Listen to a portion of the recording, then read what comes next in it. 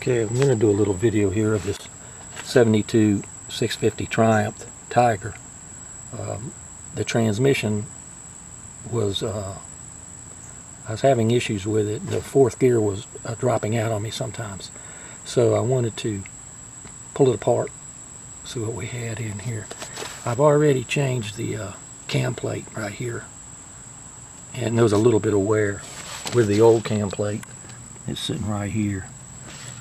Wasn't too bad, but there was a little bit of wear. And one of the issues I had when the new cam plate, the teeth were more boxed, square. The old cam plate had been wore down, and the new one, where it touches up against the case back in here, was hitting. So I had to file the case down just a tiny bit to get my clearance, so I could get good movement with my cam plate.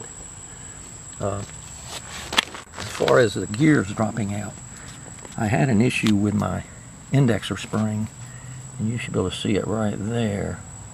I had some wear right on the spring, right on this one side here. So I've replaced that indexer spring. And this particular model, it bolts up to the inner cover. But the main area, what I saw with wear, was with my selector fork. And right here, this is the old one, and this is the new one. And you can see with the new one, there's plenty of thickness there, where it rides up on the gears. On this old one, I don't know if you can see it real well, but it's real thin on this side here. It's real thin, and so I believe that was my problem. Anyway, we're going to get it back together and see how it shifts.